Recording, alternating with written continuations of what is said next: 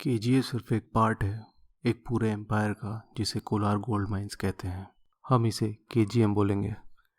KGM Bangalore से 200 kilometre की दूरी पर स्थित है। वैसे तो कहा जाता है कि केजीएम में सोना 3000 साल से माइन किया जाता रहा है, पर रिकॉर्डेड हिस्ट्री में ये माइंस 200 साल से भी ज़्यादा पुरानी है। टीपू सुल्तान के एरा से ये माइंस दुनिया के कुछ सबसे गहरे माइंस में से एक है।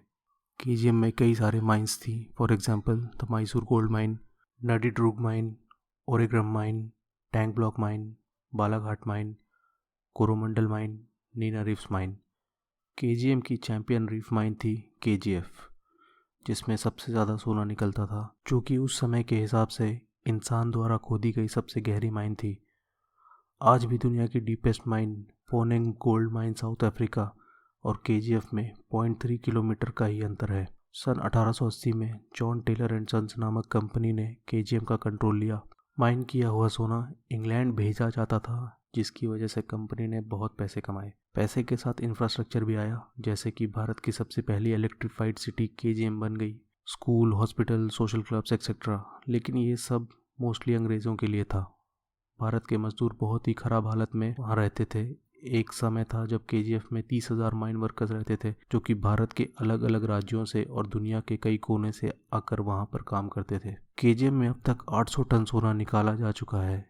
इतना सोना 51 million ton of gold bearing rock को माइन करने के बाद निकाला है। आज़ादी के बाद सन 1950 में गवर्नमेंट ऑफ कर्नाटका ने केजीएम को अपने कंट्रोल में ले लिया और सन 1972 में भारत सरकार ने भारत गोल्ड माइंस लिमिटेड का गठन करके केजीएम को सेंट्रल गवर्नमेंट के दायरे में कर लिया। 1880 में जो गोल्ड प्रोडक्शन 47 ग्राम पर टन था, वो 1991 से लेकर 1991 में कट कर 3 ग्राम पर टन हो गया, जिससे सरकार को घाटा होने लगा। क्योंकि गोल्ड प्रोडक्शन की वैल्यू उसकी असली प्रोडक्शन कॉस्ट से भी कम हो गई थी, इसलिए सन 2001 में इस माइंस को फाइनली बंद कर दिया गया। आज भी भारत गोल्ड माइंस लिमिटेड के पास 33 मिलियन टन टेलिंग सैंड है, जिसका गोल्ड कंटेंट 0.72 ग्राम पर टन है। केजीएफ के बंद होने के बाद आज वहाँ के लोगों की कंडीशन में ज़्यादा सुधार नहीं है। इतने साल तक वहाँ माइनिंग होने की वजह से वहाँ की हवा और पानी प्रदूषित ही रहते हैं। कुछ डॉक्यूमेंट्स से ये पता चला है कि माइंस को क्लोज करने के लिए जो एनवायरनमेंटल मेजर्स लेने चाहिए थे, वो सही नहीं लिए गए। आज वहाँ रहने वाले 2,60,000 लोगों को घर के पास जॉब अपॉर्चुनिटी ना होने की वजह से आज भी बाहर जाना पड़ता है। कुल मिला के बात यह है कि अंग्रेज़ लूट के चले गए, सरकारें ध्यान नहीं देती, सिनेमा वाले मूवी बना के पैसे छाप ले जाते हैं और मेरे और आप जैसे लोग यूट्यूब पे वीडियो बनाते और देखते रहते हैं। सोचिए, जिस शहर को पूरे एशिया में दूसरे नंबर पे बिजली मिली हो, वो कहाँ होना चाहिए था। मुझे लगता है कि केजीएफ मूवी जब ढेर सारे पैसे कमा ले तो उसको कुछ पार्ट उन्हें डोनेट कर देना चाहिए वहाँ की डेवलपमेंट के लिए। अब आते हैं एल्डोराडो की कहानी पे। 16वीं शताब्दी में स्पेनिश एक्सप्लोरर साउथ अमेरिका पहुंचते हैं तो उन्हें कहानियां सुनने को मिलती हैं एक ट्राइब की जो एंडीज माउंटेन में स्थित थी, जो आज का कोलंबिया है। इस ट्राइब की कहानी ये थी कि यहाँ एक राजा है जो सोने की डस्ट से ढका रहता है और वो एक लेक के अंदर रहता है। इस लेक का नाम था गुआटाविटा।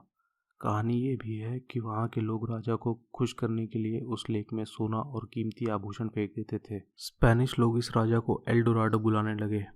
एल्डोराडो का मतलब द गोल्डन वन। हालांकि एल्डोराडो को सोना दान देने की प्रथा 15वीं शताब्दी में ही खत्म हो गई थी, जब एल्डोराडो पर दूसरी ट्राइब्स ने हमला कर दिया था। पर स्पेनियर्ड्स इस कहानी पर विश्वास कर बैठे थे, क्योंकि वो लोग इस कॉन्टिनेंट में इतना सोना पा चुके थे कि उन्हें लगा ये कहानी सच ही है। लेकिन उन्हें एल्डोराडो नहीं मिला, पर लेक गुआटाविटा मिल गया और 1545 में स्पेनियर्ड्स ने उस लेक का पानी बाहर निकलवाया और उन्हें कई सारे सोने के टुकड़े उस लेक के इर्द गिर्द मिले।